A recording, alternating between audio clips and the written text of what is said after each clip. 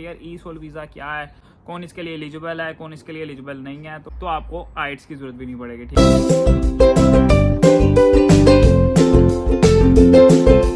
अस्सलाम वालेकुम everyone, welcome back to a new video. तो यार कैसे हो आप सब? उम्मीद करता हूँ सब खैरियत से हो गए, ठीक ठाक हो गए। तो यार बहुत टाइम से बहुत सारे मैसेजेस आ रहे थे कि अहमद भाई ई सोल वीज़ा के ऊपर हमें थोड़ी सी इन्फॉर्मेशन दे कि यार ई सोल वीज़ा क्या है, हमें लेना चाहिए नहीं लेना चाहिए, इसके कोई एडवांटेजेस हैं तो बताएं, कोई डिसएडवांटेजेस हैं तो बताएं। हमारे कंसल्टेंट कह रहे हैं ये ले लो वो ले लो, तो भाई हमें बहुत सारी कन्फ्यूजन है, तो आप थोड़ी सी कन्फ्यूजन को दूर करो। तो आज की वीडियो के अंदर मैं थोड़े से आपको एडवांटेज डिसएडवांटेज, कौन इसके लिए एलिजिबल है कौन इसके लिए एलिजिबल नहीं है, तो डिटेल के अंदर हम बात करेंगे।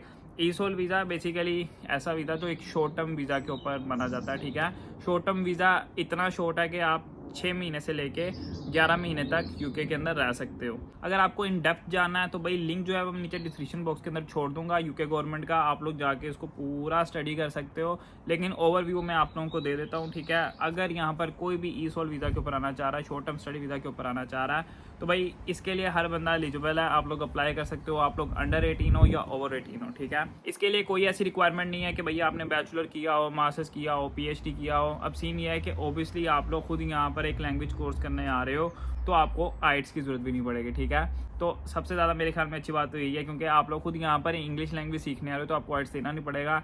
इस वजह से आपकी आधी टेंशन यहाँ पर ही दूर हो जाएगी, क्योंकि बहुत सारे स्टूडेंट इसी वजह से स्टडी वीज़ा का पंगा ही नहीं लेते कि भाई हमें कोई इंग्लिश टेस्ट देना पड़ेगा। तो इसमें बेसिक रिक्वायरमेंट यही है कि भाई आप लोगों को जो एम्बेसी फीस है यहाँ की होती है भाई वो सिर्फ 200 पाउंड है, आपको वो पे करनी पड़ेगी। उसके बाद यहाँ की जो हेल्थ इंश्योरेंस सबको पे करनी पड़ती है, बेशक आप बैचलर्स पे आओ, मास्टर्स पे आओ, पीएचडी के ऊपर आओ, आप लोगों को हेल्थ इंश्योरेंस पे करनी ही पड़ती है। तो आपका जितना वीज़ा होगा उस हिसाब से आपको पे करनी पड़ेगी। इनकी वेबसाइट पे एस्टिमेटेड 776 पाउंड लिखी हुई है। ठीक है, 776 पाउंड जो है वो आपको वो पे करने पड़ेंगे। इसके अलावा इन्होंने कोई रिक्वायरमेंट नहीं लिखी हुई। बेसिक रिक्वायरमेंट यहाँ आने के लिए यही है भाई कि आप लोगों के पास पासपोर्ट होना चाहिए, उसके बाद आपका टीबी टेस्ट होना चाहिए, उसके बाद आपके पास वो फंड्स आपको शो करवाने पड़ेंगे कि आप एलिजिबल हो यहाँ आके रहने के लिए, जिसे हम बैंक स्टेटमेंट बोलते हैं। तो ये मेन रिक्वायरमेंट्स इसकी यही हैं। अगर आप वो फुलफिल कर सकते हो तो आप इस वीज़ा के लिए अप्लाई कर सकते हो। उसके बाद आप लोगों को देखना है कि भाई कौन सा ऐसा कॉलेज है जो कि ई सोल वीज़ा या शॉर्ट टर्म कोर्सेज कोई भी हो जाए, ठीक है, वो करवा रहा है, और कौन सा यहाँ पर रजिस्टर्ड है। ठीक है, आपको कॉलेज वो देखना है जो यहाँ पे रजिस्टर्ड हो। ठीक है, जिसको स्पॉन्सर देने के लिए अलाउ किया हो यूके गवर्नमेंट ने। ठीक है, जैसे कि आपको पता है कि अगर आप यहाँ पे जॉब के लिए भी आते हो, ठीक है, तो आपको एक कोर्स लेटर चाहिए होता है। ठीक है, अगर आप यहाँ पर बैचलर्स, पीएचडी, मास्टर्स किस पे भी आ रहे हो तो आपको एक कैश लेटर चाहिए होता है। ठीक है, वो एक तरह का आपका स्पॉन्सर लेटर होता है। ठीक है, वो यूनिवर्सिटी एलिजिबल होती है आपको स्पॉन्सर करने के लिए। ठीक है, तो आपको कॉलेज भी वैसा ही ढूंढना है जो एलिजिबल हो, ठीक है, यूके गवर्नमेंट से रजिस्टर्ड हो, और आप लोग उससे स्पॉन्सर ले सको। क्योंकि एक तरह से हमें स्पॉन्सरशिप ही मिलती है यूके कॉलेज से या यूके यूनिवर्सिटी से, फिर हम उसको अप्लाई करते हैं और हम लोग यूके लैंड हो जाते हैं। तो आपको वही कॉलेज देखना है जो कि भाई यहाँ पे रजिस्टर्ड हो। ये होगी आपकी बेसिक रिक्वायरमेंट्स। मैं दोबारा से बता देता हूँ, आपका passport, TB test, bank statement, और उसके बाद आपको एक ऐसा कॉलेज देखना है जो कि आपको स्पॉन्सर दे सके। ठीक है, अब आप लोगों के यहाँ आने के बाद आपके पास कितना टाइम होगा, वो तकरीबन 6 मंथ से लेके 11 मंथ आपके पास होने वाले हैं। इन बिटवीन तकरीबन 7 मंथ का भी कोर्स हो सकता है, 8 मंथ का भी कोर्स हो सकता है। ठीक है, उसके ऊपर आपको 30 डेज मिलेंगे यहाँ पर रहने के लिए। ठीक है, आप इंजॉय करो, उसमें आपको कुछ भी करना है आप कर सकते हो।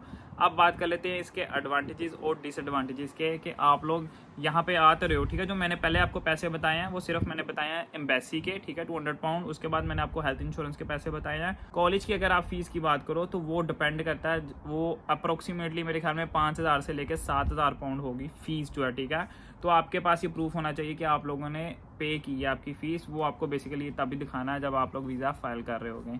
अब हम बात कर लेते हैं एडवांटेज और डिसएडवांटेज की। अब देखो, हर बंदे का गोल ये होता है कि भाई हम लोग यूके जाएं, वहाँ जाके पढ़े भी सही और काम भी कमाएं। ज़्यादातर का यही होता है कि यार हम लोगों को जाके सिर्फ पैसे कमाने हैं। अब अगर आप इस वीज़े के ऊपर आते हो तो सबसे बड़ा आपको डिसएडवांटेज ये मिलता है कि आप नेशनल इंश्योरेंस के ऊपर यानी कि लीगली यहाँ पर कोई भी काम नहीं कर सकते। अब लीगली तो स्टूडेंट को भी 20 आवर्स अलाउ होते हैं, लेकिन स्टूडेंट भी ऑब्वियसली यहाँ पर अपनी फीसें निकाल रहा है, 10-10 हज़ार पाउंड फीस पे कर रहा है। किस तरीके से, बहुत सारे तरीके हैं। ठीक है, वो मुझे आपको बताने की ज़रूरत नहीं है, आपने बहुत कुछ सुना होगा, तो वो रियलिटी है। ठीक है, अब वो भी निकाल रहे हैं तो आप लोग भी उसी तरीके के काम यहाँ पर आके कर सकते हो। मैं रिकमेंड नहीं करता, आप पकड़े गए इन केस, ठीक है, तो आप लोग डिपोर्ट हो सकते हो, लेकिन हर बंदा करता है ऑब्वियसली। अगर आप भी करना चाहते हो तो आप लोग वो काम कर सकते हो, लेकिन लीगली आपको यहाँ पर काम नहीं अलाउ होता। उसके बाद आप लोग यहाँ पर अपना वीज़ा स्विच नहीं करवा सकते, आप लोग यहाँ पर किसी और कोर्स के अंदर मूव नहीं कर सकते। आप कहोगे जी मुझे ये नहीं पढ़ना, मुझे ये पढ़ना, तो आप यहाँ पर ये भी नहीं कर सकते। उसके बाद सबसे मेन बात, ये लोग बहुत ज़्यादा रिस्ट्रिक्टेड हैं इस चीज़ को लेके कि यार आप लोग इनके फंड्स ना यूज़ करो, जो कि यहाँ की गवर्नमेंट ने यहाँ के लोगों को, नेशनल्स को जो फंड्स नहीं होते हैं, आप लोग वो बिल्कुल भी यूज़ नहीं कर सकते। इवन कि अगर आपने अप्लाई भी कर दिया ना तो आपको बहुत बड़ी पेनल्टी पड़ सकती है। उसके बाद अगर आप लोग मैरिड हो तो आप अपनी मिसिस को या अपने हस्बैंड को साथ नहीं ला सकते, आपके बच्चे हैं आप उनको साथ नहीं ला सकते, यानी कि कोई भी डिपेंडेंट अलाउ नहीं है। अब आप कहोगे यार ना यहाँ पर डिपेंडेंट अलाउ है ना काम अलाउ है, तो हम यहाँ पर 6-7 हज़ार पाउंड दे के क्यों आ रहे हैं। तकरीबन कॉस्ट में भी आपको पाउंड रेट के हिसाब से डिपेंड करता है, तकरीबन 20 से 25 लाख के अराउंड आपको एक्सपेंस पड़ेगा। वो डिपेंड करता है कितनी फ़ीस है यूनिवर्सिटी की, ठीक है, और उस टाइम पाउंड का रेट क्या चल रहा है। लेकिन अब आप कहोगे कि यार वो पैसे कैसे पूरे करेंगे, यहाँ पर हमें फ़ायदा क्या है। मेन फ़ायदा ये है कि अगर आप यहाँ पर आ जाते हो, आप लोगों की हिस्ट्री स्ट्रॉन्ग हो जाती है, ठीक है। नेक्स्ट आप सोचते हो कि यूएसए जाना है, अपने कनाडा जाना है, ऑस्ट्रेलिया जाना है, उसके लिए आप एलिजिबल हो सकते हो, आप कहीं भी अप्लाई कर सकते हो। अगर आप लोग यहाँ पर आके किसी बंदे से हेलो हाई कर लेते हो, किसी वकील से अच्छी बना लेते हो, तो आप लोग अपने लिए यहाँ पर स्पॉन्सर अरेंज कर सकते हो, ठीक है। तो आप उससे बात कर लेते हो कि यार मैं होम कंट्री जाऊँगा, मैं आपसे दोबारा कांटेक्ट करूँगा, या आप उसको एडवांस दे सकते हो अगर आप बहुत अच्छे से जानते हो। वैसे किसी को भी पे ना करो, लेकिन अगर आप उसको बहुत अच्छे से जानते हो, आपको लगता है कि यार वो बंदा जो है आपको बाद में धोखा नहीं देगा, तो आप उसको एडवांस भी पे कर सकते हो। तो आप जब अपनी होम कंट्री वापस आओगे तो वो आपको स्पॉन्सर कह के बुला सकता है, ठीक है। तो ये एक एडवांटेज है, आप लोग अपने लिए यहाँ आके स्पॉन्सर सिक्योर कर सकते हो। बेशक आपकी स्टडीज़ क्या है वो डजेंट मैटर, लेकिन आप स्पॉन्सर ले सकते हो। उसके बाद बहुत सारे स्टूडेंट होता है कि यार हमें यहाँ से आके कहीं और जाना है, ठीक है। वो क्या करते हैं, आजकल आपको पता है कि वीज़ा बहुत मुश्किल से लग रहे हैं दूसरी कंट्रीज़ के अंदर।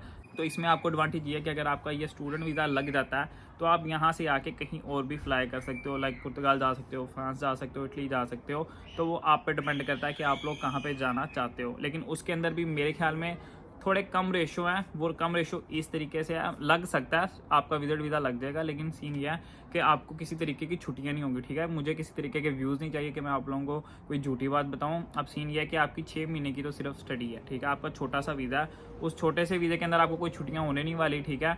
तो उसके अंदर आप अगर अप्लाई करते हो कहीं विजिट के लिए, तो वो मेरे ख्याल में चांसेस थोड़े से कम रहेंगे, ठीक है। 20% चांस होंगे कि आपका वीज़ा लग गया तो लग गया, ठीक है, वरना 80% यही है कि वीज़ा नहीं लगेगा। तो मैं आपको ये रिकमेंड करूँगा कि अगर कोई 6-7 हज़ार पाउंड देकर यहाँ आना चाह रहा है स्टडी करने के लिए, तो ये वीज़ा उस बंदे के लिए नहीं है, वो कभी भी अप्लाई ना करे। इससे अच्छा आप बैचलर्स कर लो या आप अपनी इंटरमीडिएट कंप्लीट करो, उसके बाद बैचलर्स पे यहाँ पर आ जाओ। अगर आपने इतने ही पैसे लगाने हैं, उस पर भी इतने ही पैसे इनिशियल पे करने पड़ते हैं, सिर्फ बैंक स्टेटमेंट के लिए थोड़ी सी हासिल करनी पड़ती है। लेकिन अगर आप लोगों का मोटिव ये है कि आपको किसी दूसरे वे में यहाँ पर पैसे कमाने हैं, अपने लिए यहाँ स्पॉन्सर सिक्योर करना है, शादी करनी है, ये भी एक अच्छा ऑप्शन है, ठीक है। ये भी एडवांटेज में डाल सकते हैं, मैंने डाला नहीं है। और उसके बाद आप लोगों को यहाँ से कहीं और मूव करना है, वो आपको पता है आप कैसे मूव करना चाह रहे हो, बाय बोट, बाय प्लेन, तो वो डिपेंड करता है कि आपका वीज़ा लगता है या नहीं लगता, ठीक है। तो ये इसके छोटे छोटे एडवांटेज और डिसएडवांटेज है। इसके अलावा इसका कोई एडवांटेज या डिसएडवांटेज नहीं है मेरे ख्याल में। तो शिट है, मैं ये कभी भी ना लूँ अगर इतने पैसे पे करके मुझे यहाँ आना पड़े।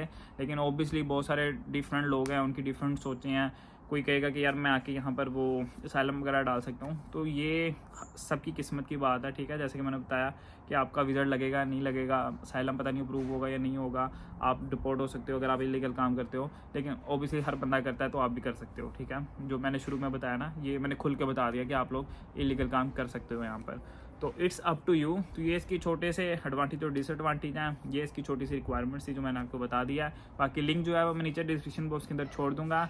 मैं इस वीज़े के अंदर आपकी कोई हेल्प नहीं कर सकता, ठीक है, क्योंकि इसके चांसेस ही बहुत कम है। 20% इसके सिर्फ चांसेस होते हैं। दैट्स वाई मैंने और मेरी टीम ने बिल्कुल भी इस वीज़ा को टच नहीं किया, क्योंकि इसके कोई चांसेस नहीं है वीज़ा लगने के, ठीक है। 20% 30% चांसेस हैं, ठीक है। ये नहीं कहता कि है ही नहीं है, सिर्फ थोड़े से चांसेस हैं। दैट्स वाई हम ये रिस्क लेते ही नहीं है। इतनी मेहनत करो स्टूडेंट के ऊपर, उसके बाद आपका वीज़ा ना लगे, तो इट्स अप टू यू, आप आना चाहते हो या नहीं आना चाहते, ये आपके ऊपर ही डिपेंड करता है। उम्मीद करता हूँ आज की वीडियो आप लोगों को अच्छी लगी होगी। वीडियो अच्छी लगी है तो वीडियो का देना लाइक, चैनल पे नहीं हो तो चैनल करना सब्सक्राइब। अगर मुझे इंस्टाग्राम पे मैसेज नहीं किया हुआ, बैचलर मास्टर्स पे आ रहे हो तो मस्त कर लेना। कोई भी जॉब या कोई भी मेरे पास अकोमोडेशन हो तो मैं उसके ऊपर पोस्ट कर देता हूँ। मिलते हैं इंशाल्लाह नेक्स्ट वीडियो में। अल्लाह हाफिज़।